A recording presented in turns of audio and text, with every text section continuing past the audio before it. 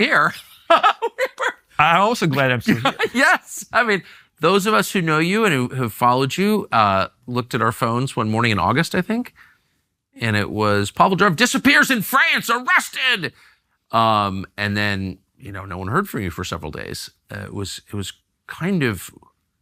actually kind of a pivot point in the way I understand Europe, speaking for myself.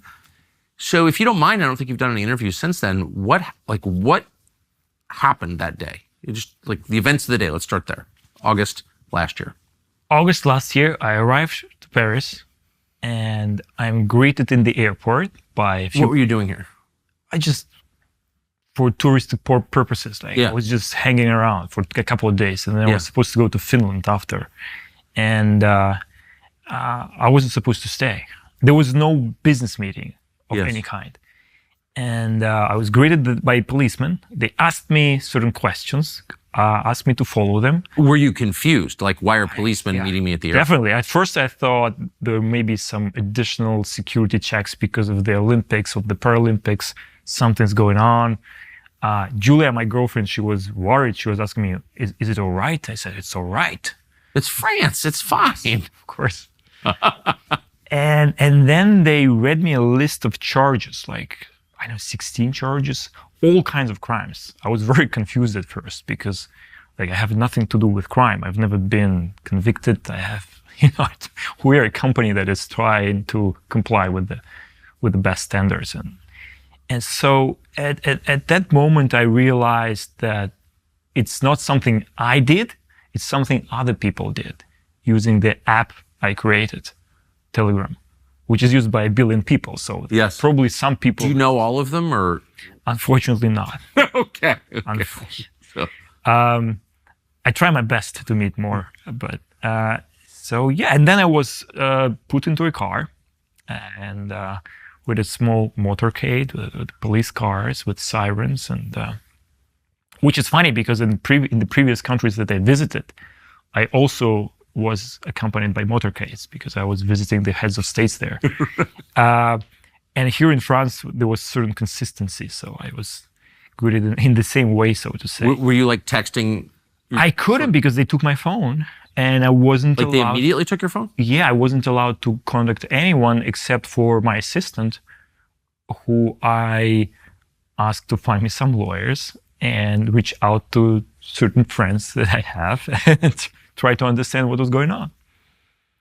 And then I spent 4 days in police custody at the building in south of Paris that is, I think, run by the customs police officers or department, whatever. And there I had to answer a lot of questions. But you spent 4 days with no contact, no phone. Yes. In what kind of accommodations? Was a 7 square meter room or 70 square feet room, no windows, concrete block.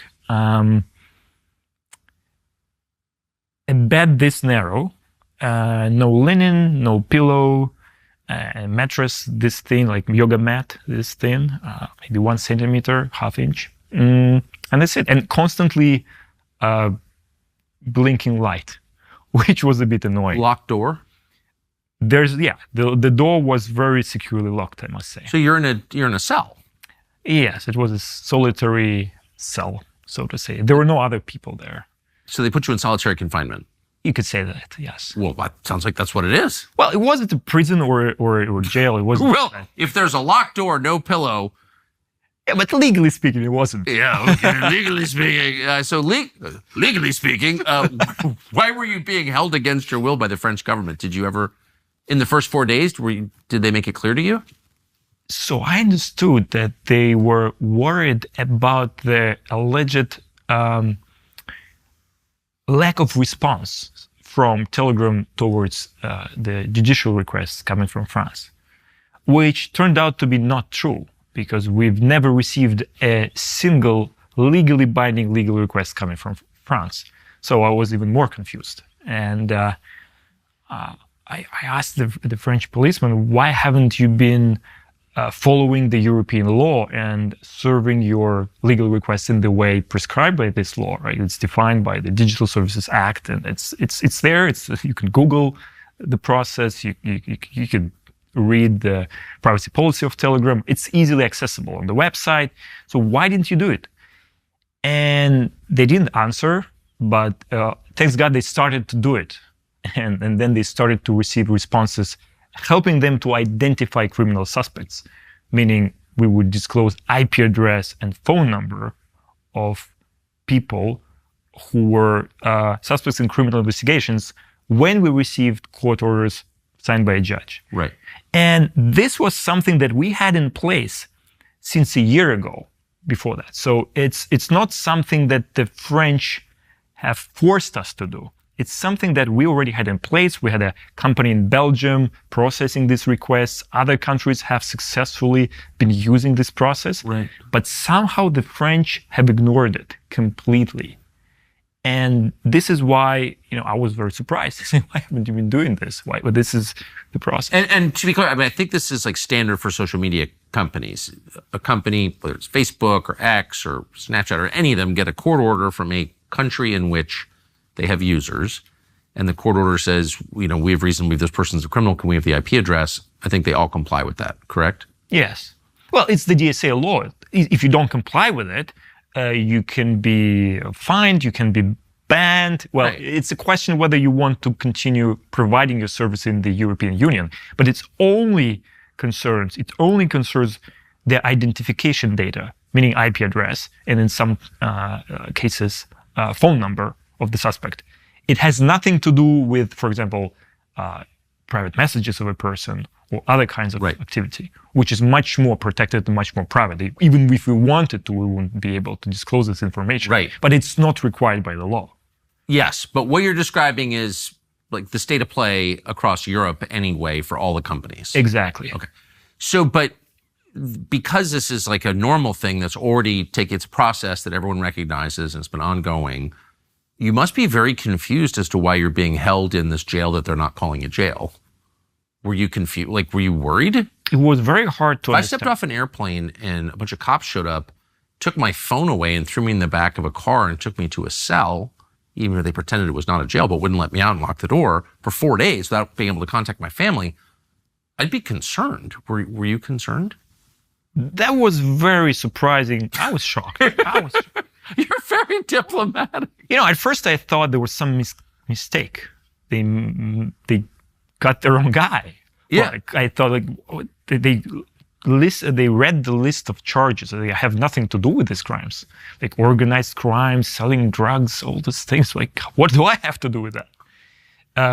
Then I realized it's serious because they're not letting me out. Like they keep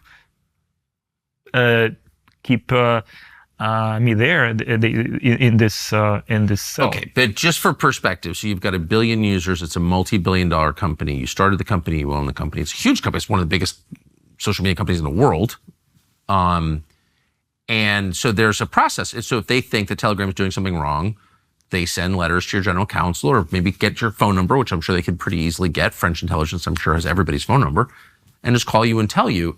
I've never heard of a CEO of a multi-billion-dollar company getting arrested at the airport for on grounds like this. Well, you're very right. It never happened before. It's like completely it's unprecedented. Outrageous. It's unprecedented, right? Never happened. So it's something that I think was very unnecessary. Because on top of what you just described, I'm also a French citizen.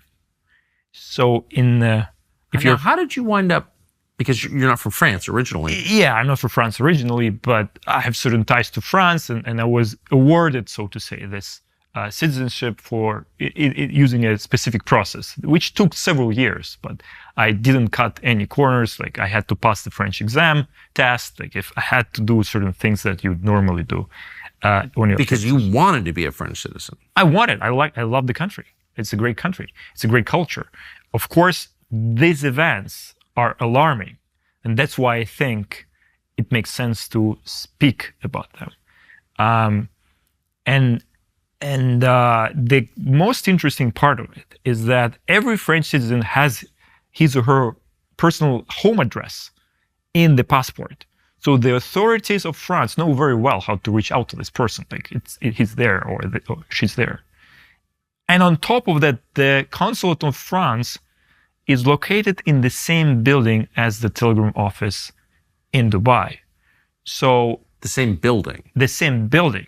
Like you remember, I've been to the building. You've been it's to not the a building? huge building, by sorry, the way. not really, and it's just 2 floors below.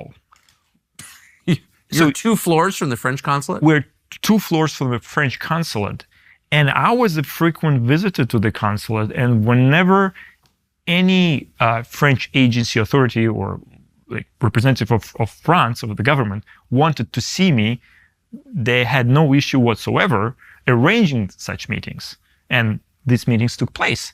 I was happy just to go 2 floors below my office and have a conversation or invite them to our office.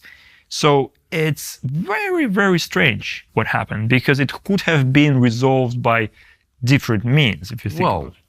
Obviously, they went